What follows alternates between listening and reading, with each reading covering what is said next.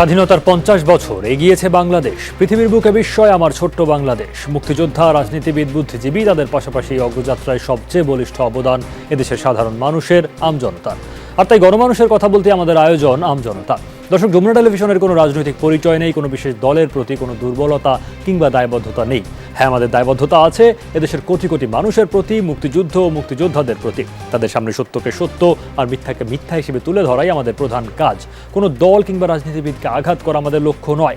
আমাদের লক্ষ্য নিজেদের ভুলগুলো নিজেরা মিলে খুঁজে বের করা। এগিয়ে যাবার লক্ষ্যে বলবো আগামীর সুন্দর বাংলাদেশ নিয়ে আমাদের সবার ভাবনার কথা। পুরো সময় আপনাদের সাথে আছে সৌমিত্র সভ্য। আমাদের আজকে আলোচনার বিষয় রাম রহিম জনের বাংলাদেশ। 1989 সালে পরিচালক সত্য শাহ পরিচালিত একটি চলচ্চিত্র তখন ব্যাপক খ্যাতি অর্জন করেছিল। সেই চলচ্চিত্রের কিছুটা অংশ আমরা একটু দেখে নিতে চাই। কি ব্যাপার, আজ ভীষণ তাড়া মনে হচ্ছে? হ্যাঁ, স্কুলে পরীক্ষা চলছে তো স্যার। ও তাই তো তাই তো। তা আমার শান্তিমা, রাম, ওরা কেমন আছে? আগে ভালো। ভালো থাকতেই হবে। আমি প্রাণ ভরে ওদের দোয়া করি মাস্টার। জানো, শান্তি মায়ের হাতের নারকেলের নাড়ু না খেলে আমার শান্তি লাগে না।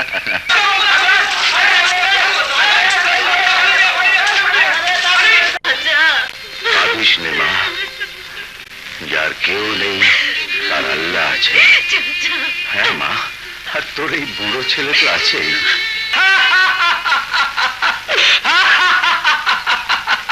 শরীয়ত বলতে একটা কথা আছে, বেগানা পুরুষের সাথে একটা যুবতী মেয়ে। ছি ছি ছি ছি ছি, তারাপদ আমার ছেলের মতো। তার বিধবা বউ আমার কাছে পবিত্র আমানত। দিনের বেলায় আমানত, রাতের বেলায় খেয়ানত হতে কতক্ষণ। লোকমান, মানুষের সেবা করা আমার কাছে ইবাদত। ইবাদত? তারাপদ মাস্টারের ঘর পুড়েছে, ওই আপদ বিদায় না করলে তোমার ভিটেতেও খুবই চড়বে। রাম রহিম জনকে মারা তো সহজ নয়। দুনিয়ার কোনো শক্তি নেই যে তাদের পিষে মারে। এই চলচ্চিত্রের সূচনা বক্তব্যে ছিল প্রিয় জন্মভূমি বাংলাদেশ, এই মাটিতে হিন্দু, মুসলিম, বৌদ্ধ, খ্রিস্টান সহ অন্যান্য সম্প্রদায়ের সব মানুষ একত্রে সম্প্রীতির সাথে বসবাস করে এবং এটি আমাদের গর্ব, আমাদের অহংকার। এবং এখানে 3 ধর্মের 3 বন্ধুর সেই বন্ধুত্ব এবং সাম্প্রদায়িক সম্প্রীতির এক অনন্য নজির দেখানো হয়। এবং সেই নজির পরবর্তী ধারাবাহিকতায় বাংলাদেশের যে সামগ্রিক চিত্র, সেটির প্রতিফলন এই চলচ্চিত্রে বলা যেতে পারে। এবং এই সাম্প্রদায়িক সম্প্রীতির এই নজির এই চলচ্চিত্রের মতো তরুণ প্রজন্মের অনেকের কাছেই হয়তো হঠাৎ করে নতুন কোনো প্রশ্ন বা নতুন কোনো আলোচনার জন্ম দিতে পারে। সেজন্য আমরা চলচ্চিত্রের একটু পুনরাবৃত্তি করার চেষ্টা করলাম কয়েকটি দৃশ্যের। আমাদের সঙ্গে আলোচনার জন্য রয়েছেন প্রধানমন্ত্রীর বিশেষ সহকারী এবং বাংলাদেশ আওয়ামী লীগের দফতর সম্পাদক ব্যারিস্টার বিপ্লব বড়ুয়া। ব্যারিস্টার বিপ্লব বড়ুয়া, আপনাকে স্বাগত জানাচ্ছি আমজনতায়। আলোচনা শুরু করতে চাই। বিপ্লব বড়ুয়া, আপনি নিজে জেনে থাকবেন নিশ্চয়ই আজকে প্রবারণা পূর্ণিমা, ঈদে মিলাদুন্নবী, লক্ষ্মী পূজা, 3 ধর্মের 3টি ধর্মীয় উৎসব একই সঙ্গে এবং বাংলাদেশের মানুষ তাদের মতো করে পালন করছে। সাম্প্রদায়িক সম্প্রীতি অতীতও ছিল, মাঝে মধ্যে এর মধ্যবর্তী নানান সময় আসলে সেটিকে বিঘ্নিত করার, বিচ্যুত করার নানান প্রচেষ্টা পরিলক্ষিত হয়।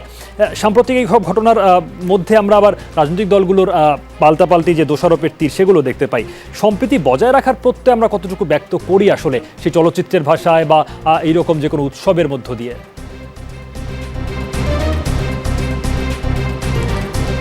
ধন্যবাদ। আমি আপনার মাধ্যমে যারা দেখছেন সবাইকে, আপনি যথার্থই বলছিলেন, আজকের দিনটি একটি বিশেষ দিন। আজকে দেশের 3টি সম্প্রদায়ের 3টি ধর্মের আজকে উৎসবের দিন। আজকে আমি নিজে একজন বৌদ্ধ ধর্মের অনুসারী।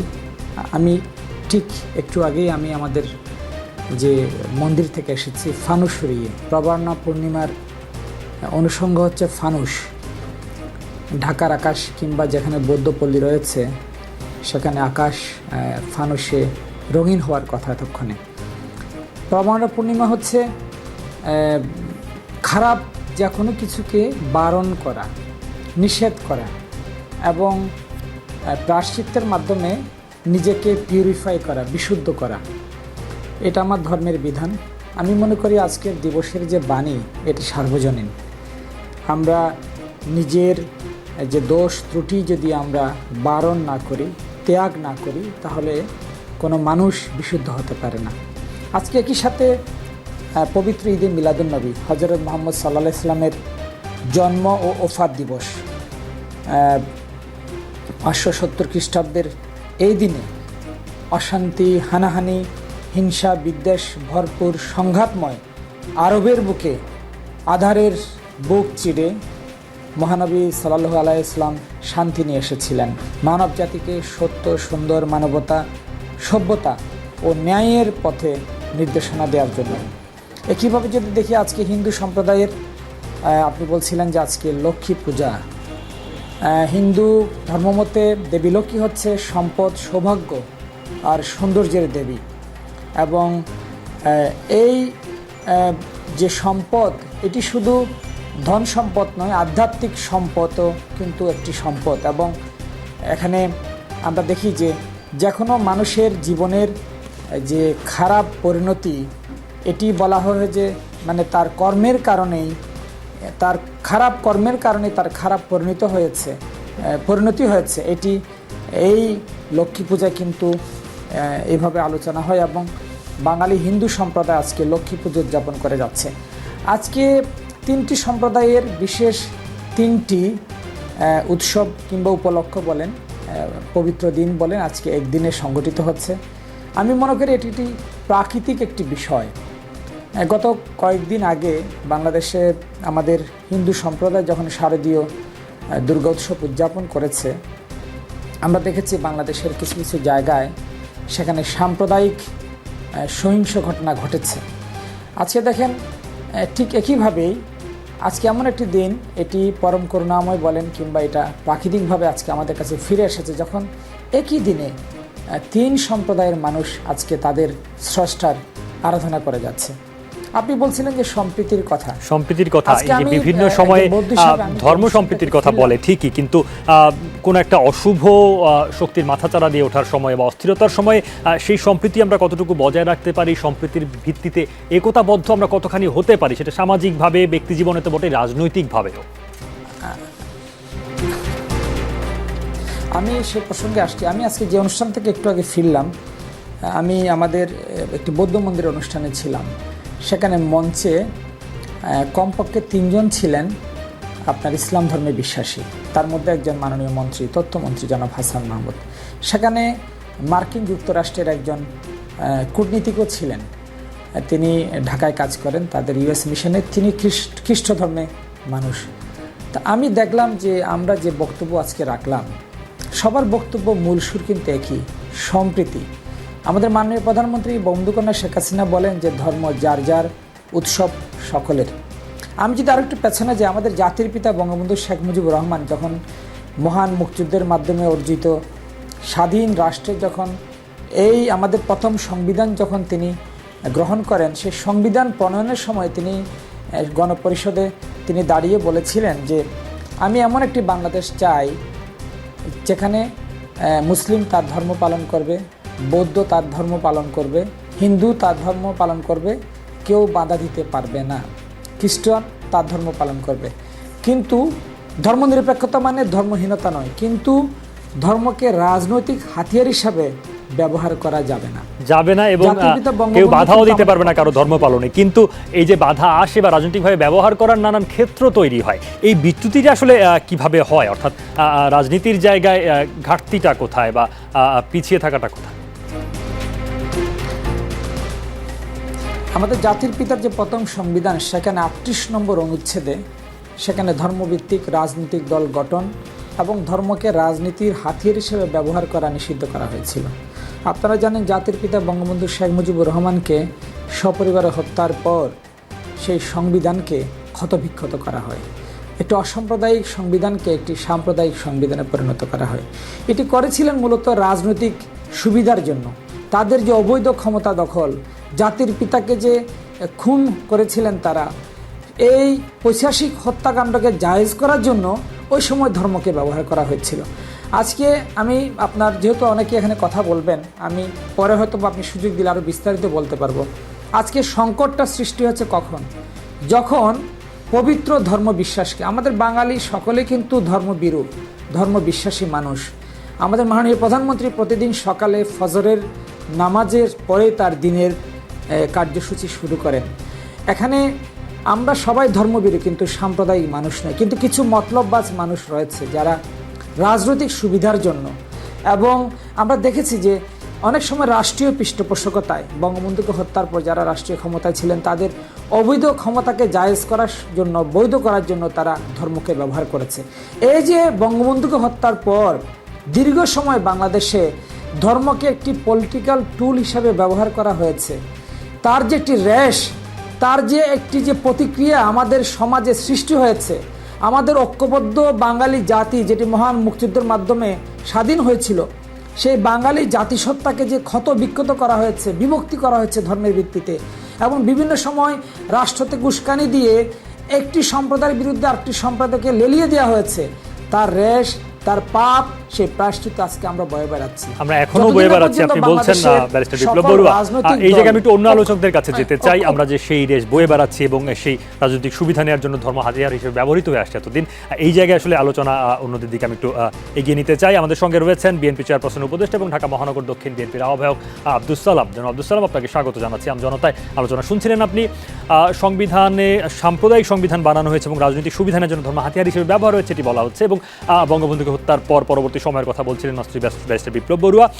এই ধারাবাহিকতায় সাম্প্রদায়িক হামলা, দুষ্কৃতকারীদের অপচেষ্টাগুলো চলছে, এবং তার মধ্যে রাজনৈতিক দল হিসেবে আপনারা বা আওয়ামী লীগ পারস্পরিক সেই দোষারোপের জায়গা সেটি বজায় রেখেছেন। সাম্প্রতিক যেসব ঘটনাবলী, এইসবের ভিত্তিতে কি আসলে এই পরস্পর বিরোধী দোষারোপের জায়গাটা মুখ্য হয়ে উঠছে, নাকি এই জায়গাটা আসলে সেই সাম্প্রদায়িক সম্প্রীতির দিকে আমরা নজর দিতে পারতাম এগুলোকে এড়িয়ে?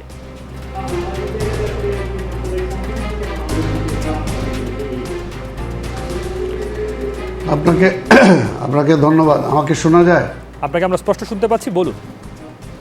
যে আমাকে শুনছেন? শুনতেছেন? জনাব আব্দুস সালাম, আপনাকে আমরা স্পষ্ট শুনতে পাচ্ছি, দর্শকরা দেখতে পাচ্ছেন আপনাকে, আপনি বলুন।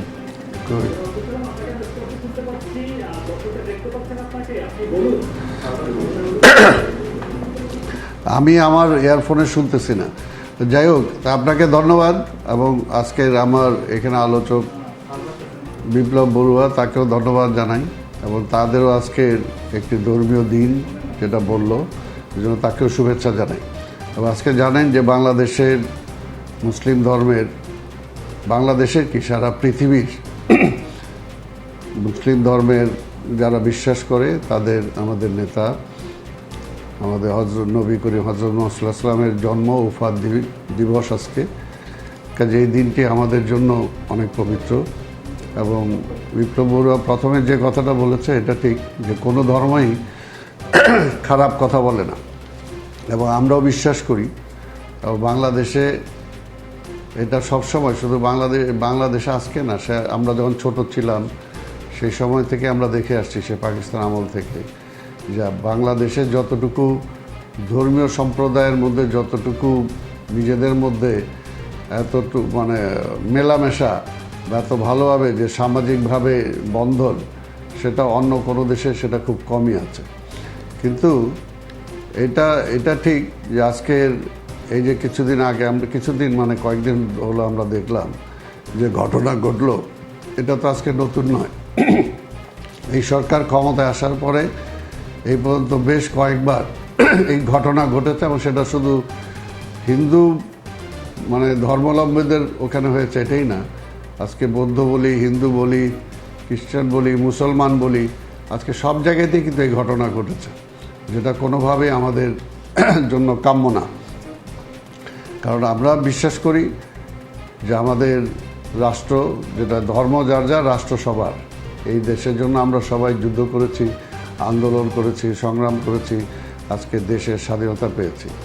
আজকে স্বাধীনতার সময় তো সেটা আমাদের স্বপ্নই ছিল যে আমাদের দেশ আমরা চালাবো, এখানে কোনো বঞ্চনা থাকবে না, কোনো গঞ্জনা থাকবে না, এখানে কোনো ধর্মের মধ্যে কোনো বিদ্বেষ হবে না, কোনো জাতি গোষ্ঠীর মধ্যে বিদ্বেষ হবে না।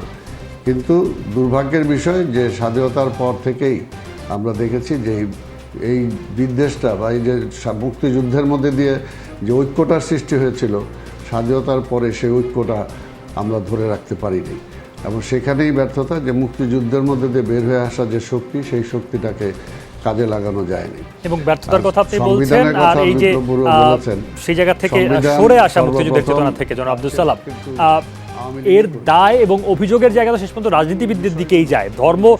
ধর্মের মতো মানুষের শান্তি কল্যাণের কথা বলে, কিন্তু রাজনীতিবিদরা সেটাকে রাজনৈতিক স্বার্থে ব্যবহার করার চেষ্টা করেন, এমন বক্তব্য আসে। এবং পাল্টাপাল্টি সে অভিযোগ আপনারা যে রাজনৈতিক দল করেন তাদের আছে, আপনাদের বিরোধী পক্ষ বা এখন সরকারে যারা রয়েছে তাদের দিক থেকেও আপনাদের দিকে আছে, আপনাদের দিক থেকে তাদের দিকে আছে। ফলে রাজনীতিবিদের দায়টাই তো বেশি শেষ পর্যন্ত।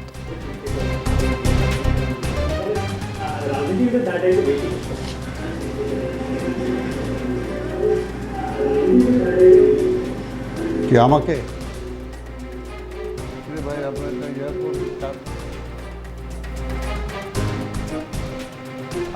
সম্ভবত সংযোগে কোনো ত্রুটি, আব্দুল সালাম সম্ভবত আমাকে স্পষ্ট শুনতে পাননি। নিশ্চয়ই এই প্রশ্নটা তার কাছে আবার আমরা রাখবো। আমাদের সঙ্গে রয়েছেন বাংলাদেশ সমাজতান্ত্রিক দল বাসদের বরিশাল জেলা শাখা সদস্য সচিব ডাক্তার মনীষা চক্রবর্তী, একজন তরুণ রাজনীতিক। মনীষা চক্রবর্তী, আপনাকে স্বাগত জানাচ্ছি আমজনতায়। আপনি আলোচনার বাকি দুজন আলোচকের আলোচনা শুনছিলেন নিশ্চয়ই। সাম্প্রতিক হামলাগুলো নিয়ে আমরা কথা বলছি এবং একটা ধারাবাহিকতার কথা বলছি। নতুন দিনের যে রাজনৈতিক সংস্কৃতি এবং এখনকার যে বাস্তবতা সেগুলো উঠে আসছে। সম্প্রীতির কথা বলার চেয়ে অনেক বেশি রাজনৈতিক দলগুলো, অন্তত প্রধান দুই রাজনৈতিক দল বলার চেষ্টা করে পরস্পরের যেই ব্যর্থতা বা দোষারোপ তাদের দিক থেকে সেগুলো তুলে ধরার চেষ্টা করে।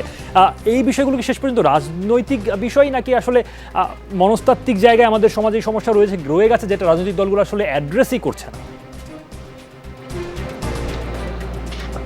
ধন্যবাদ আপনাকে। প্রথমেই আমার সংগঠন বাংলাদেশের সমাজতান্ত্রিক দল বাসদের পক্ষ থেকে শুভেচ্ছা জানাচ্ছি।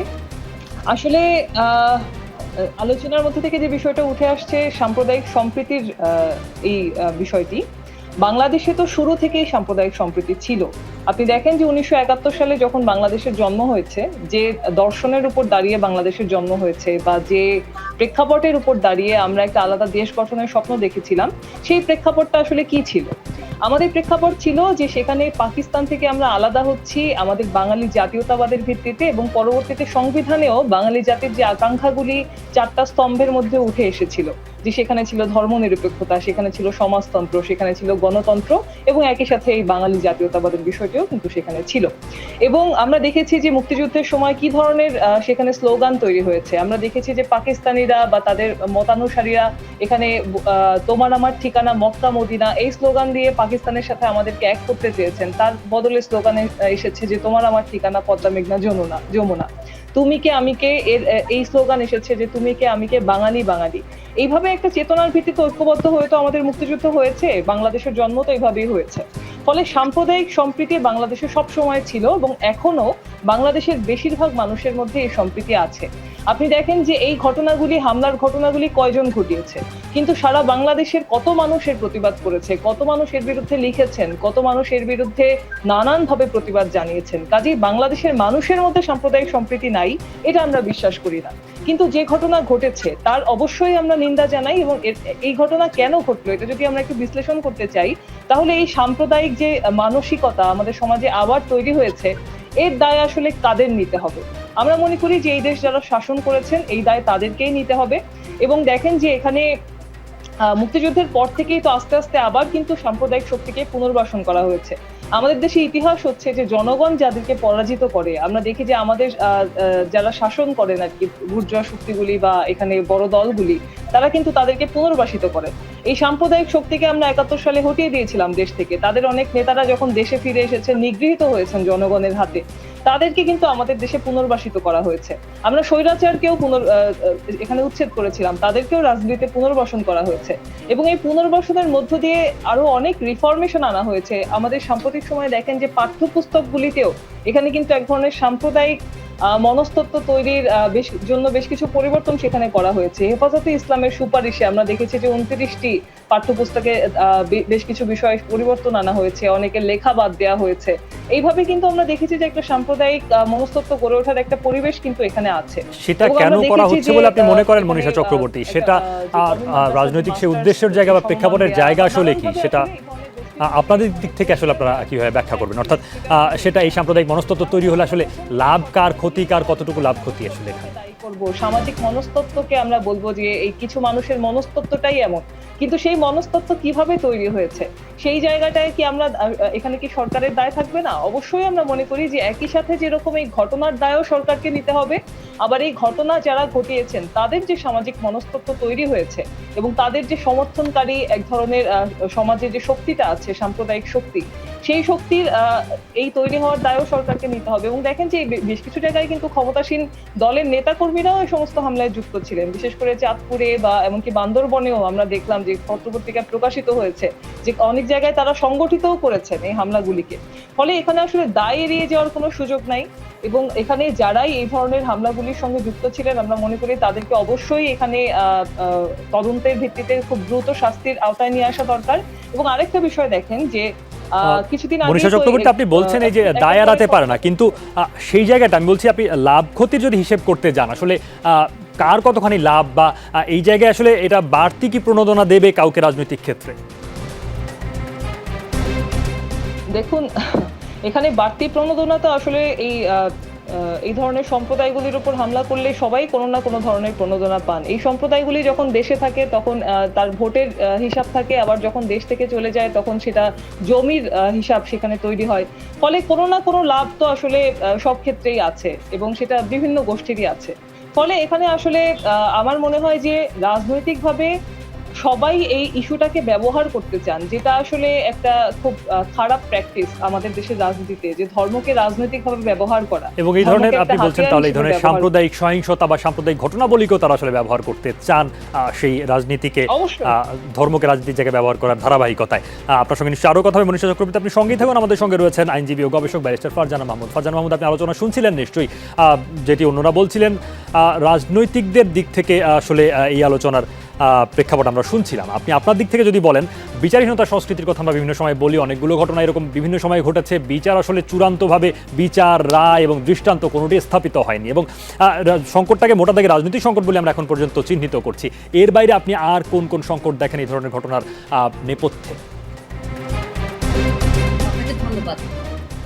আমি প্রথম কারণটা যেহেতু সবাই রাজনৈতিক বললো, ওটাকে তো অবশ্যই সমর্থন করি। এছাড়া আমাদের অর্থনৈতিক কারণ রয়েছে এটার পিছনে, এবং সামাজিক কিছু কারণও রয়েছে। আপনি যদি অর্থনৈতিক কারণ দেখেন তাহলে দেখবেন যে এই যে জমি দখল করার যে ব্যাপারটা, সেটা একটা অর্থনৈতিক কারণ। আবার যারা পভার্টি রিডেন তাদের একটা মানসিক শান্তি লাগে অন্য কাউকে অপ্রেস করে। এটা বিভিন্ন গবেষণায় দেখা যায় যে আপনি যদি আপনার অবস্থান যদি ভালো না হয় সমাজে, আপনি অন্য কাউকে ভালো থাকতে দিতে চান না। এটাও একটা ফ্যাক্টর হতে পারে এটার পিছনে। এবং কালচারাল কিছু ফ্যাক্টর রয়েছে, যে আমি কালচারালি কোন পরিবেশের উপর দিয়ে বড় হচ্ছি, আমার এডুকেশন আমাকে কিভাবে এফেক্ট করছে, আমার কালচারাল সিস্টেম কিভাবে এফেক্ট করছে। যেমন যদি আমি দেখি আমাদের কালচারাল সিস্টেমে আপনি যদি যান, পহেলা বৈশাখের কথা, পহেলা বৈশাখটা আমাদের একটা অসাম্প্রদায়িক একটা সেলিব্রেশন আমরা যেটা করে থাকি, সেখানে আমরা দেখতে পাচ্ছি গত কয়েক বছর ধরেই একটা সাম্প্রদায়িকতার একটা ব্যাপার চলে আসছে। সাম্প্রদায়িক শক্তিরা বলছে না, এই জাতীয় অনুষ্ঠান করা ইসলামের বিরোধী। এই ধরনের যে কালচারাল একটা অ্যাগ্রেশন দেখতে পাচ্ছি আমরা, ইম্পোজ করার একটা ব্যাপার, এটা আমাদেরকে আমি মনে করি যে একটু পিছনের দিকে নিয়ে যাচ্ছে, একটা সাম্প্রদায়িক মনোভাবের দিকে নিয়ে যাচ্ছে। আবার এডুকেশন যদি দেখেন, এডুকেশনেও কিন্তু আমাদের এরকম টলারেন্ট হওয়া, কিভাবে টলারেন্ট আমি হব, আরেকজনকে আমি কিভাবে সম্মান প্রদর্শন করব, সেই জায়গাটায় খুব একটা গুরুত্ব দেওয়া হয়নি। তো আমাদের এডুকেশন সিস্টেমটা আমি মনে করি যে অন্যের ধর্মের প্রতি সম্মান প্রদর্শন, ভিন্ন মতামতকে সম্মান দেওয়া, সেই জায়গাটা তুলে ধরা উচিত। এছাড়া গভর্নমেন্ট পলিসিতে কিন্তু এই যে সাম্প্রদায়িকতা কিভাবে নির্মূল করা যায়, সেটা নিয়ে আমি মনে করি আরো বিস্তর কাজ করার দরকার রয়েছে। এবং এটার জন্য আরেকটু আর্থিক প্রণোদনা দেওয়া যেতে পারে, যে অসাম্প্রদায়িকতা দূর করার জন্য, বিভিন্ন ধর্মের মধ্যে সম্প্রীতির জন্য আপনি বিভিন্ন ধরনের প্রোগ্রাম নিচ্ছেন, প্ল্যান নিচ্ছেন, যেহেতু আমাদের এই জিনিসটা এখন দেখা যাচ্ছে সমাজে। এছাড়া আমরা তো আসলে, বাংলাদেশ তো বিচ্ছিন্ন কোনো রাষ্ট্র নয়, আশেপাশের দেশগুলো থেকে আমরা প্রভাবিত হই। যেমন আফগানিস্তানে এখন যা হচ্ছে সেটা আমাদের প্রভাবিত করে, মিয়ানমারে যা হচ্ছে সেটাও প্রভাবিত করে। তো এই এক্সটার্নাল যে আমাদের একটা ফ্যাক্টর রয়েছে, সেটা থেকে, সেই প্রভাব থেকে বাঁচার জন্য আমাদের নিজেদেরকেই আসলে আমার মনে হয় যে একটু প্রিপেয়ার করতে হবে। এবং এই ক্ষেত্রে রিলিজিয়াস ইন্টারপ্রিটেশনটা কি হবে, এখন স্বঘোষিত কোনো স্কলার যদি নিজেকে ঘোষণা করে দেয় যে না, আমি একজন স্কলার ইসলামিক, আমি এইভাবে ইন্টারপ্রিটেশনটা দিচ্ছি, তো ওই ইন্টারপ্রিটেশনটা কতটুকু গ্রহণযোগ্য, তার সেটা দেওয়ার যোগ্যতা আছে কিনা, সেটাকে কেউ মনিটর করছে, সেটা মনিটর করার ব্যাপার রয়েছে। আর এছাড়া যদি সেন্সিটাইজেশনের কথা বলি, যারা কমিউনাল মাইন্ডসেট নিয়ে বসে আছেন তাদেরকে সেন্সিটাইজ করার জন্য আমরা কি ধরনের পদক্ষেপ নিচ্ছি। আমরা সবসময় দোষারোপ করি মাদ্রাসাগুলোকে, এটা যেমন একতরফাভাবে দোষারোপ করাটা তাদের উপর একটা চাপ সৃষ্টি করে, তাদেরকে বিপথে নিয়ে যাওয়ার জন্য আমি মনে করি আরো প্রভাবিত করে। বা মূলধারা থেকে এটা দূরেও ঠেলে দেয় হয়তো তাদের খানিকটা ফারজানা মাহমুদ। সেন্সিটাইজ করা তাদেরকে সেন্সিটাইজ করা, অলওয়েজ দোষারোপ, জেনেরিক ভাবে দোষারোপ না করা। আরেকটা জিনিস যেটা আপনি আমাকে বলছিলেন, লিগ্যাল সাইডে এখনো, হ্যাঁ আমাদের 100% এটা ঠিক যে কেসগুলো রামুর ঘটনা থেকে ধরে এই পর্যন্ত খুব একটা অগ্রগতি হয়েছে সেটা না, এখানে আইনেরও কিছু ফাঁক রয়েছে। আমরা সাম্প্রদায়িকতা নিয়ে কথা বলি, কিন্তু সাম্প্রদায়িকতাটা কি, এটা কি কোনো আমাদের আইন ডিফাইন করছে? সেটা করেনি। সাম্প্রদায়িকতার জন্য আমাদের কি আসলে স্পেসিফিক কোনো আইন রয়েছে? নাই। আপনি পেনাল কোডে যান, সেখানে রায়টের ব্যাপারে কথা বলা হয়েছে, আমাদের ডিজিটাল সিকিউরিটি একটাও ধর্মীয় অনুভূতির কথা বলা হয়েছে, কিন্তু ধর্মীয় অনুভূতি তো পরিমাপ করাও কষ্টের। ধর্মীয় অনুভূতি কি একটা ধর্মের জন্যই? এটা তো একটা ধর্মের জন্য না, সবারই অনুভূতি কাজ করে, কিন্তু অনুভূতিটাকে আপনি কিভাবে পরিমাপ করবেন? কিন্তু সেই জায়গায় যদি আপনি আবার হেট্রেডের কথা বলেন, ঘৃণা বা বিদ্বেষ ছড়ানোর কথা বলেন ধর্মকে ব্যবহার করে, সেটা হয়তো আরো বেশি ইফেক্টিভ হবে, কার্যকর হবে আইন প্রণয়নের ক্ষেত্রে এবং আইনটা কার্যকরভাবে অ্যাপ্লাই করার ক্ষেত্রে। তো এখানে আমাদের কনস্টিটিউশনে ম্যান্ডেট দেওয়া আছে যে আপনার কমিউনালিজমটাকে এলিমিনেট করার একটা হচ্ছে, এটাই হচ্ছে one of the purposes of secularism. তো সেকুলারিজমকে যদি আপনি এনফোর্স করতে যান, আপনাকে কি করতে হবে? কমিউনালিজমকে নির্মূল করতে হবে। তো এই কমিউনালিজমকে নির্মূল করতে হলে আমাদের কনস্টিটিউশনে প্রভিশন রয়েছে আন্ডার আর্টিকেল 23 যে আপনি কি করতে পারবেন, বিভিন্ন ধরনের প্রোগ্রাম নিতে পারবেন, বিভিন্ন ধরনের কাজ করতে পারবেন, সেটা অনুযায়ী আমার মনে হয় করতে হবে। এবং আপনি কর্তব্যগুলোর কথা বলছেন ফারজানা মাহমুদ, এই জায়গায় আপনি সংক্ষেপে আরেকটা উত্তর চাই আপনার কাছে, সেটা হচ্ছে এই দায়িত্বগুলো, অর্থাৎ রাষ্ট্রের দায়িত্ব, রাজনীতিবিদদের দায়িত্ব এবং অন্য পেশাজীবীদের দায়িত্ব, আইন শৃঙ্খলা বাহিনীর দায়িত্ব ঠিকঠাক মতো পালন হচ্ছে কি? আমি মনে করি শুধু তাদের দায়িত্ব না, এটা তো জনগণেরও দায়িত্ব রয়েছে। ঠিক মতো কেউই কারো দায়িত্ব আমি মনে করি না পালন করছি আমরা। সরকারের প্রচেষ্টা রয়েছে, কিন্তু সেই প্রচেষ্টা, এই যে আমি বললাম কিছু লিগ্যাল ব্যারিয়ার রয়েছে, এখানে তো গভর্নমেন্টকে আপনি দোষ দিলে হবে না, এখানে আপনার পারিপার্শ্বিক অবস্থাও দেখতে হবে। এই যে বললাম, আপনি বাংলাদেশ তো আইসোলেটেড কোনো কিছু না, এটা তো চারপাশের পরিস্থিতি দিয়েও নিয়ন্ত্রিত হয়। আপনি কিভাবে সেটা ট্যাকল করবেন? আমার পাশের দেশে কি হচ্ছে সেটা কি বাংলাদেশ গভর্নমেন্ট ট্যাকল করতে পারবে সম্পূর্ণ? পারবে না। কিন্তু যেটা গভর্নমেন্ট করতে পারে সেটা হচ্ছে তার জনগণকে প্রিপেয়ার করা, তার জনগণের মেন্টালিটিটা ওইভাবে সেট করার চেষ্টা করা যে না, আমি সাম্প্রদায়িকতা যাতে থেকে যাব অন্য কোনো জায়গার অভিঘাত এখানে এসে না লাগে এবং আমাদের মানুষের মনস্তত্ত্ব বিষিয়ে না ওঠে। আপনি চমৎকার একটি প্রসঙ্গ টেনেছেন ফারজানা মাহমুদ, আরও কথা হবে এই বিষয়ে। এবার একটু আবার আব্দুস সালামের কাছে যেতে চাই, মহানগর দক্ষিণ বিএনপির আহ্বায়ক জনাব আব্দুস সালাম। এবার আশা করি আপনি আমাকে ঠিকঠাক শুনতে পাচ্ছেন। তখন আপনি বেশ কয়েকটি বিষয় বলছিলেন এবং রাজনৈতিকভাবে সেই দীর্ঘ সময়ের যে ধারাবাহিকতা সেগুলো কথা বলছিলেন, যেটা আসলে শেষ পর্যন্ত মূলত রাজনীতিবিদদের যে প্রবণতা ধর্মকে হাতিয়ার হিসেবে ব্যবহার করাকে সেদিকে ইঙ্গিত করে। এখন বিষয় হচ্ছে অভিযোগের তীর যেমন আপনাদের দিকে যে আপনারাও দেন, যে আপনারা রাজনৈতিকভাবে সুবিধা পেয়ে থাকেন, আমি আপনার কাছে জানতে চাই যে আসলে এই জায়গা থেকে এখন পর্যন্ত রাজনৈতিক সুবিধার জায়গায় কে কতটুকু লাভবান হয়েছে বলুন তো?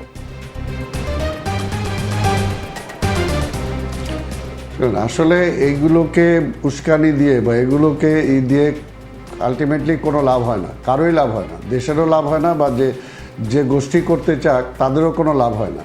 বা এখানে বিষয়টা হলো একটা পরিষ্কার, দেখেন, যদি আইনের শাসনটা যদি না থাকে, আপনি যদি মানুষের কথা বলার অধিকার, কথা লেখার অধিকার যদি না থাকে, গণতন্ত্রটা যদি না থাকে, মানুষের মৌলিক অধিকার যদি না থাকে, তখনই কিন্তু এই সমস্ত জিনিস হয়।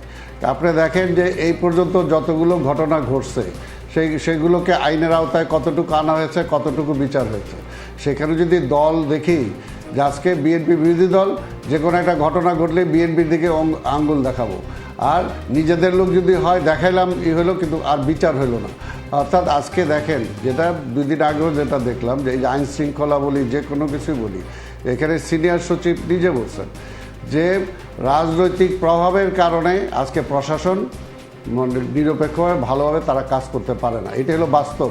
আজকে দলীয়করণের নামে সারা দেশের প্রত্যেকটা কিছুই আজকে দেখেন বিভক্ত, প্রত্যেকটা। আজকে প্রশাসন বলেন সব জায়গায় বিভক্ত, আজকে সাংবাদিক বিভক্ত, আজকে শিক্ষক বিভক্ত, আজকে সব জায়গাতে এই যে বিভক্তি দিয়ে কখনো একটা দেশ এগুতে পারে না। এর জন্য বারবার আমরা যেটা বলে আসছি সেটা হলো যে বিভিন্ন আগে এই যে আমার আগে যে আপা যে কথাটা বললেন, সুন্দর কথা বলছেন, যে আগে দেখেন সামাজিক প্রতিরোধ, পাকিস্তান আমলেও কিন্তু এই ধরনের টুকটাক ঘটনা বিষয় ঘটছে, কিন্তু সেই সময় প্রশাসনের চেয়ে সামাজিক প্রতিরোধ কিন্তু গড়ে উঠছে বেশি।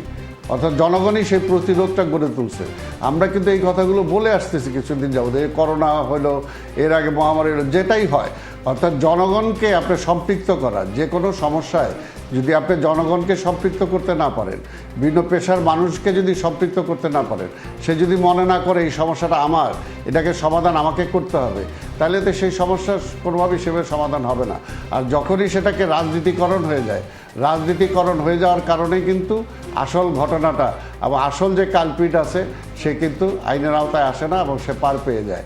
এবং এই কারণেই বললাম যে আজকে সবচেয়ে বড়, এই জন্যই রাজনীতিক যে কথাটা বললাম যে আজকে কাটছিট বলছে, ওনারা কনস্টিটিউশনে কাটছিট বলতেছেন, আসলে ওনারা কি বিশ্বাস করেন?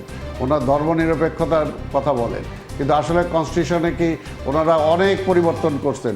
ওনারা কি এটা পরিবর্তন করছেন? করেন নাই।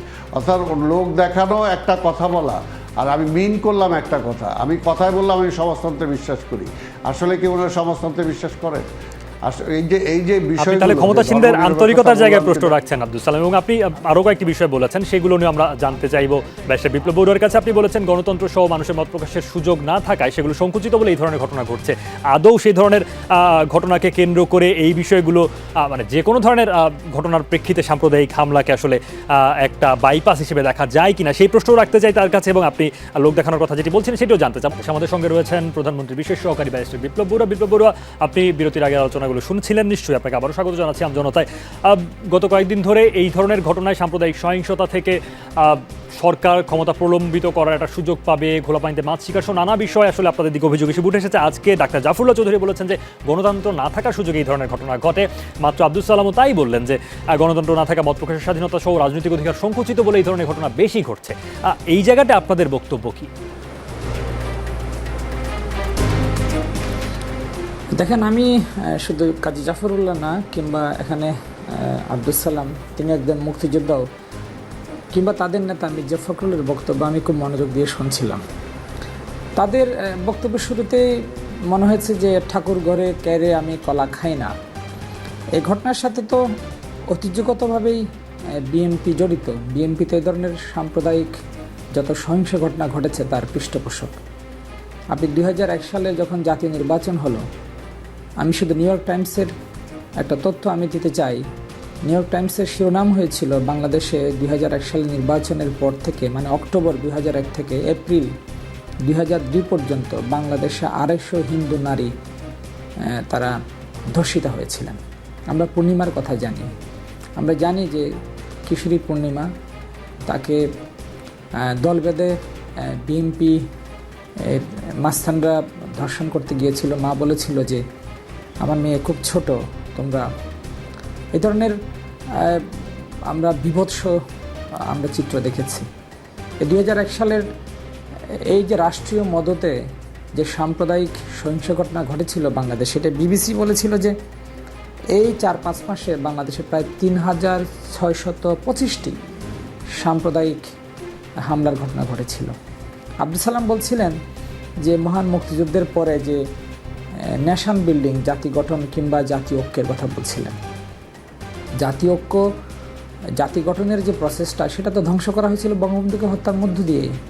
এবং আব্দুল সালাম সাহেবের নেতা জিয়াউর রহমান তো রাষ্ট্রীয় ক্ষমতায় ছিলেন, এবং যে রাজনৈতিক দর্শনের উপর মহান মুক্তিযুদ্ধ সংগঠিত হয়েছিল, সেই রাজনৈতিক দর্শনকে তো হত্যা করেছে এই বিএনপি এবং জিয়াউর রহমান, যার গোড়াপত্তন করেছিলেন। আমি এখানে ডাক্তার মনীষা চক্রবর্তী আছেন, তিনি একজন সম্ভাবনাময় নেত্রী। আমি ওনাকে প্রশ্ন করতে চাই, উনি বারবার সরকারের উপর দায় চাপাচ্ছিলেন। আমি যদি বিনয়ের সাথে আপনাকে প্রশ্ন করি, আজকে স্বাধীন বাংলাদেশের বয়স হচ্ছে 50 বছর।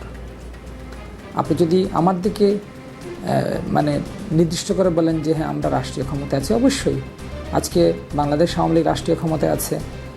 আমরা রাষ্ট্রীয়ভাবে আমরা অবশ্যই সকল সম্প্রদায়ের মানুষকে আমরা ধর্মীয় যে সুরক্ষা, ধর্ম চর্চার সুরক্ষা আমরা দিব। আপনারা দেবেন সেই অঙ্গীকারের কথা বলছেন ব্যারিস্টার বিপ্লব বড়ুয়া। মনীষা চক্রবর্তী যেটি বলেছিলেন যে আপনার কাছে আসছে, আপনাকে সেই প্রশ্নটা আমি আবার একটু মনেও করিয়ে দিতে চাই আর একটু বিস্তারিত।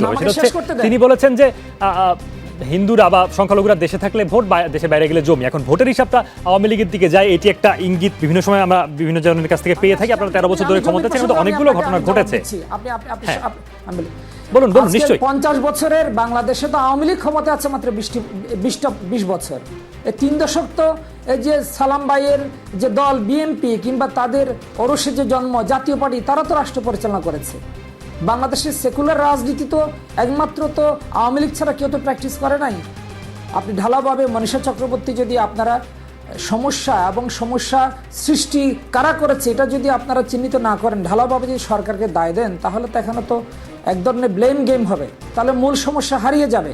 আপনি জমির কথা বলছিলেন, এই যে ভেস্টেড প্রপার্টিজ অ্যাক্ট যেটি 1965 সালে ভারত পাকিস্তান যুদ্ধের সময় সৃষ্টি করা হয়েছিল, বঙ্গবন্ধু কন্যা শেখ হাসিনা ক্ষমতা আসার পরে 96-এর পরে 2001 সালে আমাদের প্রধানমন্ত্রী বঙ্গবন্ধু কন্যা Sheikh Hasina vested property return act করেছিলেন এই জমি ফিরিয়ে দেওয়ার জন্য।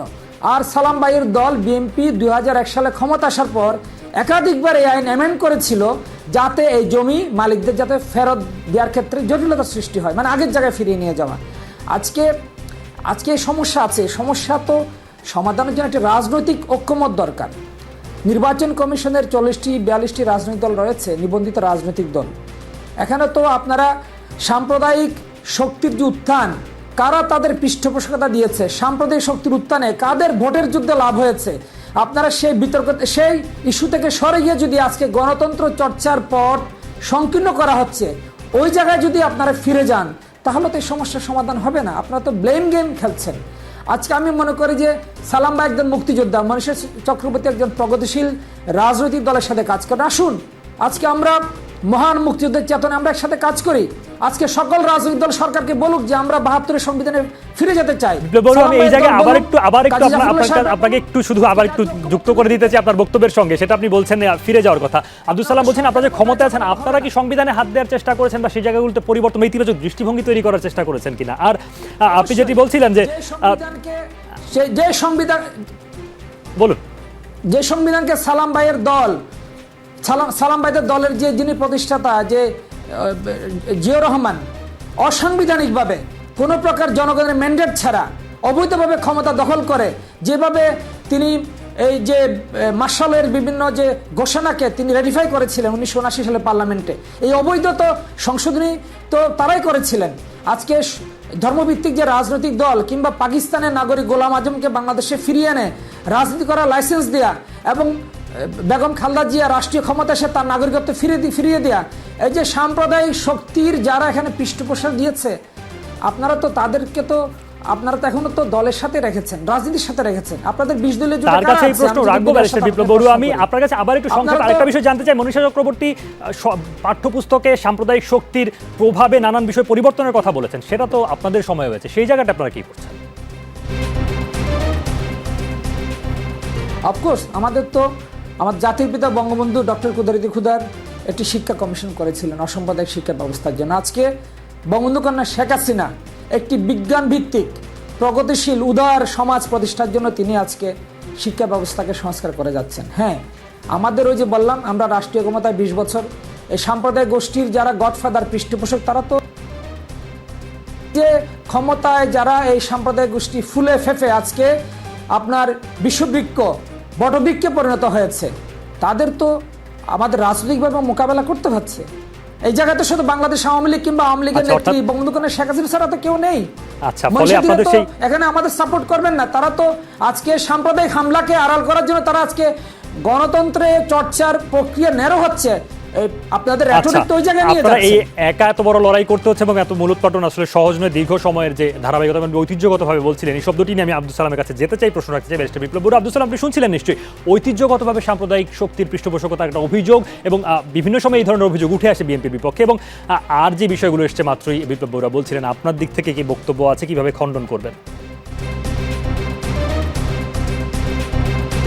এইগুলো আলোচনাটা আসলে সেই গতানুগতিক একই ধারায় চলে যাক। আমি বিপ্লব বড়ুয়া একজন রাজনীতিক নেতা এবং প্রধানমন্ত্রীর কাছে আছেন, ছাত্র রাজনীতি করে আসছেন। আমি বলি যে আলোচনাটা যেভাবে হচ্ছিল সেভাবে পজিটিভলি আসাটা ভালো। তবে একটা জায়গায় উনি স্বীকার করেছেন যে আমাদের রাজনৈতিক ঐক্যমত্য দরকার, এই বিষয়টা আমার মনে হয় ভালো।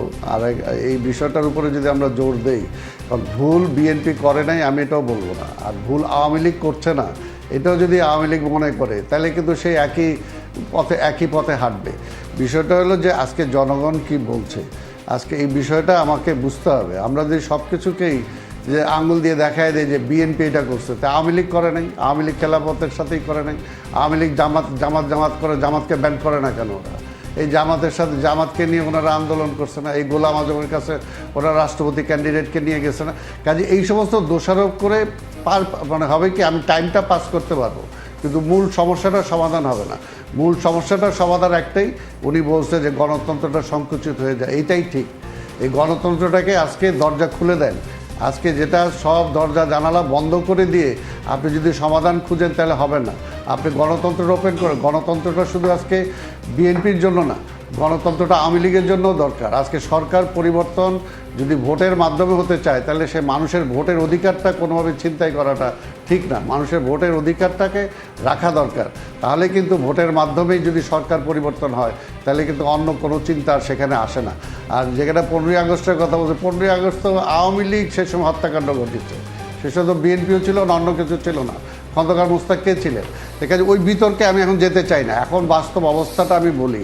আমাদের বদরুদ্দিন ওমর সাহেব, আমরা সবাই নিশ্চয়ই তাকে চিনি, তিনি 30/10/2018 তারিখে যুগান্তর একটা লিখছিলেন গত নির্বাচনের পরে। আমি অল্প একটু পরে শোনাচ্ছি যে বর্তমানে আওয়ামী লীগের চরিত্র এমন দাঁড়িয়েছে যে তাদের বেপরোয়া কথাবার্তা একেবারে সীমা ছাড়িয়ে গেছে।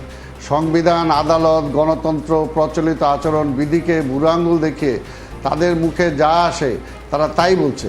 ক্ষমতায় বসে থেকে তারা বলছে, তারা মনে করছে প্রজাদের সামনে জমিদারের মতো আচরণ করছে। এই জমিদারি তারা কোথায় পেল? যেহেতু আওয়ামী লীগ নেতারা মনে করেন তাদের ছাড়া আর কারো দেশপ্রেম নাই, সে কারণে দেশ শাসন করার আওয়ামী লীগ ছাড়া আর কেউ করতে পারে না। এটা হবে অন্য যদি কেউ আসে দেশ বিরোধী কাজ হবে। কাজেই বছরের পর বছর তাদেরকে ক্ষমতায় থাকতে হবে। আর এটার জন্য আমি শেষ করতেছি বছরের পর বছর তাদেরকে ক্ষমতায় থাকতে হবে এবং সেটাকে সব কিছুকে সংবিধান সংশোধন সেটার জন্য করা যাবে এবং আইনের পরিবর্তন করা যাবে। কিন্তু আজকে বাস্তব যেগুলো আইনের সেগুলোর ধারে কাছে তারা নাই। এই জন্যে বললাম যে একদলীয় মনোভাব নিয়ে কখনো দেশটাকে সামনের দিকে এগোনো নেওয়া সম্ভব না। এখানে বহুদলীয় রাজনীতির জন্ম আমরা স্বাধীনতার আগে থেকেই স্লোগান দিয়ে এসেছিলাম। স্বাধীনতার পরে সেই বহুদলীয় রাজনীতি বন্ধ করে একদল করা হয়েছিল। এখনও যদি আওয়ামী লীগ সেই একদলীয় রাজনীতির নেশার মধ্যেই থাকে তাহলে আজকে সারা জাতি ঐক্যমত্য হবে না, রাজনৈতিক ঐক্যমত্য হবে না। আর গণতন্ত্রকে ওনারা যেভাবে টুটি চেপে ধরেছেন, এই গণতন্ত্র যদি মুক্ত না করেন তাহলে এই সমস্ত সমস্যায় খালি উনি বিএনপিকে দোষারোপ করবে, আমরা আওয়ামী লীগকে দোষারোপ করবো। কেবল দোষারোপ করে এটি সমাধান হবে না। আপনি বলছেন সেটা ঐকমত্যের কথা বলছেন, আর ঐকমত্যের কথা বিপ্লব বড়ুয়া বলেছেন। আব্দুল সালাম, আমার প্রশ্নের উত্তর পেয়েছি আব্দুল সালাম। এবার অন্য দুজন আলোচকের কাছে যাই, একেবারে শেষ দিকে রয়েছে আলোচনার। ডাক্তার মনীষা চক্রবর্তী, আপনি শুনছিলেন নিশ্চয়ই রাজনৈতিক ঐকমত্যের কথা বলা হচ্ছে, সেখানে আপনারা যেমন বিভিন্ন প্রসঙ্গ তুলে আনছেন, সেটি এই ধরনের মূল সমস্যাকে অনেক ক্ষেত্রে অ্যাড্রেস করে না বা মূল সমস্যা আড়ালে চলে যেতে পারে, এমন একটা কথা বিপ্লব বড়ুয়া বলেছেন। আপনার দিক থেকে কি বক্তব্য থাকবে এবং সামগ্রিকভাবে এই তরুণ প্রজন্মের একজন প্রতিনিধি হিসেবে আপনি সামনের দিনগুলোতে ওই সাম্প্রদায়িক সম্প্রীতির বাংলাদেশের দিকে এগোতে চাইলে কি প্রত্যাশা করেন, সেটা সরকারের তরফে, রাজনৈতিক দলগুলোর তরফে এবং আপনার রাজনৈতিক ভূমিকার জায়গা থেকেও? জি, ধন্যবাদ আপনাকে। আমি একটু যে কথাগুলি হয়েছে সেই সূত্র ধরে একটু কথা বলতে চাই। একটা বিষয় হচ্ছে যে এখানে প্রধানত বর্তমান পরিস্থিতি নিয়ে কথা বলা বা এই সময়ের সমস্যাগুলি তুলে ধরা মানে অন্য কোনো শক্তিকে সমর্থন করা নয়। এবং আমি দেখি যে এখানে আসলে দেখেন যে আমাদের তো এই সিচুয়েশনটাকে অ্যানালাইসিস করতে হবে, কারণ আমরা একটা রাজনৈতিক শক্তি হিসেবে অবশ্যই মনে করি যে এই সময়ের যে ম্যাসাক্র হলো, দেখেন 3 দিনে 70টা পূজা মণ্ডপে এখানে হামলা হয়েছে এবং সেখানে কিন্তু আমরা দেখেছি যে এখানে কিন্তু আমরা দেখেছি শোনা যাচ্ছে? আপনাকে শুনতে পাচ্ছি আমরা, আপনি বলুন। অষ্টমীর দিন থেকে কিন্তু এই হামলাগুলি শুরু হলো এবং দশমী পর্যন্ত এটা কন্টিনিউ করলো। অর্থাৎ আমরা যখন প্রথম দিন একটা জায়গায় হামলার শিকার হচ্ছি তখনও কিন্তু আমরা একটা রাষ্ট্র হিসেবে আমাদের কি করণীয় ছিল, সেখানে অবশ্যই সরকারের সারা দেশে বাড়তি নিরাপত্তা নেওয়া দরকার ছিল এবং পার্শ্ববর্তী জেলাগুলিতে বাড়তি নিরাপত্তা দেওয়া দরকার ছিল। সেই জায়গাটিতে আমরা মনে করি যে এখানে একটি মনোযোগের ঘাটতি ছিল এবং সেখানে এই ফলাফলটা কিন্তু তৈরি হয়েছে। এটা তো আমাদের স্বীকার করতে হবে। এখন এটার কেউ যদি বলে আর তখন যদি আমাদের সরকারের পক্ষ থেকে বলা হয় যে হ্যাঁ তাহলে ওই আমলে এই হয়েছে, সেই আমলে এই হয়েছে, এইভাবে আসলে একটা ব্লেম গেম করে এই মূল সমস্যাটাকে যদি আড়াল করা হয় তাহলে কিন্তু সমাধানের জায়গাটাতেও ওই আন্তরিকতাটা থাকবে বলে আমরা ভরসা রাখতে পারি না। যেভাবে দেখেন আজকে রামুর ঘটনার কোনো বিচার হয়নি, নাসিরনগরের ঘটনার কোনো বিচার হয়নি, এগুলি তো উদাহরণ। এবং যারা এই ধরনের ফান্ডামেন্টাল মানসিকতাকে লালন করেন, যারা মৌলবাদী এই ধরনের বিভিন্ন চিন্তাকে লালন করেন, এই ঘটনাগুলির বিচার না হওয়াটা তো তাদের জন্য একটা অনুপ্রেরণা। এবং সেই অনুপ্রেরণাকে আমরা কেন বাঁচিয়ে রাখছি? তাহলে আজকে যদি একটা সরকার সেকুলারিজমের কথা বলে তাহলে তো তার সেটা প্র্যাকটিসের মধ্য দিয়েই সেটা আসলে প্রমাণ করার বিষয়। আমরা সেই জায়গাটাই চিহ্নিত করতে চাই এবং আমরা বলতে চাই যে আমরা কিন্তু শুধুমাত্র ব্লেম গেম করে এখানে কোনো কিছু করছি না। বাম গণতান্ত্রিক জোট সারা দেশে এখানে কিন্তু কর্মসূচি দিয়েছে এবং এই সাম্প্রদায়িকতার এই হামলার বিরুদ্ধে আমাদের বাম জোটের নেতারা কিন্তু ওই স্পটে গিয়েছেন, তারা সেই হামলার জায়গাগুলি পরিদর্শন করেছেন এবং সেখানকার জনগণের সাথে তারা কথা বলেছেন। আমরা কিন্তু আমাদের রাজনৈতিক দায়িত্বের জায়গা থেকে সারা দেশে সাম্প্রদায়িকতার বিরুদ্ধে কর্মসূচি পালন করছি। তৎপর রয়েছেন মুন্সী চক্রবর্তী, আপনার বক্তব্য বুঝতে পেরেছি। যেতে চাই ফারজানা মাহমুদের কাছে। ব্যারিস্টার ফারজানা মাহমুদ, একেবারে শেষ দিকে আমরা আলোচনার অনেকগুলো সংকটের কথা উঠে এসছে এবং তার মধ্যে যে মূল সংকট, সেই রাজনৈতিক সংকট, সেটা এর আগেও আমরা কথা বলেছি। এই বিষয়গুলোকে সমাধানের দিকে নিয়ে অন্তত বা আরেকটু যদি বলি সহনশীল জায়গায় নিয়ে আমরা আসলে সাম্প্রদায়িক সম্প্রীতিটাকে আরেকটু সমুজ্জ্বল সংহত করতে পারি কিনা, এবং এই বাস্তবতায় সেখানে আপনি সংবিধানের কথা বলছেন, পারিপার্শ্বিক বাস্তবতা, বৈশ্বিক বাস্তবতা, সব কিছুকে আমলে নিয়ে আসলে কিভাবে কি করা সম্ভব, না এমনই চলবে? আমি আশাবাদী এখানে যারা রাজনীতিবিদরা আছেন আজকে তারা কিন্তু একটা সমঝোতার কথা বলছেন, রাজনৈতিক ঐক্যমতের কথা বলছেন, কিন্তু সেই ঐক্যমতের ক্ষেত্রে শুধু কি গণতন্ত্রের কথাই থাকবে, নাকি আমাদের যে কনস্টিটিউশনের মূলনীতি চারটি, একটা হচ্ছে অন্যতম একটা হচ্ছে ধর্মনিরপেক্ষতা, সেই জায়গায় বিএনপি কতটুকু সমর্থন দিবে বা ধর্মভিত্তিক রাজনৈতিক দলগুলো কতটুকু সমর্থন দিবে, সেটা আমার একটা প্রশ্ন। যে তারা কি এগিয়ে আসবেন যে না আমরা ধর্ম নিরপেক্ষ বাংলাদেশ চাই? ধর্মনিরপেক্ষ বাংলাদেশ যদি আপনি না চান তাহলে কিভাবে আপনি অসাম্প্রদায়িক শক্তিকে দূর করবেন? এখানে শুধু আওয়ামী লীগ একটা মাত্র রাজনৈতিক দল, বড় রাজনৈতিক দল, যেটা অসাম্প্রদায়িক রাজনীতির কথা বলেন বা ধর্মনিরপেক্ষ রাজনীতির কথা বলেন, সেটার কথা বলে, কনস্টিটিউশনে সেটা আপহোল্ড করে। সেই ক্ষেত্রে বিএনপি, জামাত কিংবা জাতীয় পার্টি এবং অন্যান্য যে রাজনৈতিক দলগুলো আছে তারা কতটুকু সমর্থন করবে সেটা একটা বড় ব্যাপার। কারণ এইটার উপরই কিন্তু আমরা দেখেছি পলিসিগুলো হয়। যেমন আমি একটু উদাহরণ দিই, 1993 সালে কিন্তু একটা অর্ডার হয়েছিল হোম মিনিস্ট্রি থেকে যে সীমান্তবর্তী এলাকায় যেসব হিন্দুরা থাকেন তাদের ব্যাংক অ্যাকাউন্টে যদি বড় পরিমাণে ট্রানজাকশন হয় বা বড় পরিমাণ টাকা উইথড্র করে তাহলে সেটা রিপোর্ট করতে হবে বাংলাদেশ ব্যাংকে। এটা কিন্তু একটা সাম্প্রদায়িক একটা চিন্তা থেকেই হওয়া। আমার প্রশ্নটা হচ্ছে সেই জায়গায় শুধু গণতন্ত্রের কথা বলবেন, সেটা কি শুধু গণতন্ত্রেই থেমে থাকবে নাকি আপনি অন্য কনস্টিটিউশনের যে ম্যান্ডেটগুলো সেগুলোকেও আপহোল্ড করবেন? সেই জায়গায় রাজনীতিবিদদের এবং রাজনৈতিক দলগুলোকে একটা ঐক্যমতের জায়গায় আসতে হবে, এটা প্রথমত। দ্বিতীয় হচ্ছে শুধু রাজনৈতিক দলগুলোকে আপনি ব্লেম করবেন না, সাথে কিন্তু জনগণেরও দায়িত্ব রয়েছে, সিভিল সোসাইটির দায়িত্ব রয়েছে। আমরা কিন্তু মোরাল রাইট বিয়ারার্স, যারা সিভিল সোসাইটি মেম্বার আছে তারা কি একটা মুভমেন্টে যাবেন, বড় একটা সোশ্যাল মুভমেন্ট যেটা অসাম্প্রদায়িক একটা মুভমেন্ট হবে, শুধু একটা ঘটনা হলেই তার কিছুদিন পর্যন্ত মুভমেন্টটা না, এটা যেন চলমান হয় সেটাই। আরো একটা হচ্ছে যে ফ্যামিলি লেভেলে আমি কি করছি, আমার যে বন্ধু বান্ধব, আমার যে সার্কেল, আমার যে বাচ্চারা বড় হচ্ছে তাদের আমি কি ধরনের শিক্ষা দিচ্ছি, এডুকেশনটা কি হচ্ছে, সংস্কৃতি চর্চার এবং সেই সামাজিক ভূমিকাটারও নিশ্চয়ই গুরুত্ব রয়েছে। সেখানে আসলে এখন পর্যন্ত তৎপরতাগুলো কেমন? সেই যদি বলি যে পাড়া ভিত্তিক, মহল্লা ভিত্তিক নানান সাংস্কৃতিক কর্মকাণ্ড এবং এই ধরনের বৈচিত্র্যকে মেনে নেয়ার, সেটার সঙ্গে মানিয়ে চলার যে একটা প্রচেষ্টা, আন্তরিকতা, সেই জায়গাগুলোতে চর্চা আছে, রাষ্ট্র সেগুলোকে কতখানি উৎসাহিত করছে বলে আপনার মনে হয়? আমি মনে করি রাষ্ট্রের এই জায়গায় আরো বেশি এগিয়ে আসা উচিত। আওয়ামী লীগ তো একটি অসাম্প্রদায়িক রাজনৈতিক দল এবং ধর্মনিরপেক্ষতাকে আপহোল্ড করে, সেই জায়গায় আরেকটু বেশি আমার মনে হয় যে সোশ্যাল মুভমেন্টের দিকে আমাদেরকে যেতে হবে। এডুকেশন, কালচার সবকিছু মিলিয়ে আমরা কিভাবে অসাম্প্রদায়িক দেশ গড়তে পারি তার একটা রূপরেখা তৈরি করা, একটা সোশ্যাল মুভমেন্টের দিকে এগিয়ে যাওয়া। এবং আওয়ামী লীগকে সহায়তা করার দায়িত্ব হচ্ছে অন্য সকল রাজনৈতিক দলের, শুধু এটা আমি মনে করি না একটা রাজনৈতিক দলের দায়িত্ব, এখানে বাকিদেরকেও এগিয়ে আসতে হবে। এই পরিপ্রেক্ষিতে তাদের থেকে একটা স্টেটমেন্ট আসা উচিত, তারা কি আশা করছেন যে সবাই একটা ভূমিকা রাখবে? আমাদের সঙ্গে ব্যারিস্টার বিপ্লব বড়ুয়া রয়েছেন এখন। ব্যারিস্টার বিপ্লব বড়ুয়া, এই জায়গাটায় আওয়ামী লীগকে একরকম অগ্রণী ভূমিকা পালন করার কথাই বলছেন, আপনারা ক্ষমতায়ও রয়েছেন, ফলে দায়িত্বটা আপনাদের বেশি।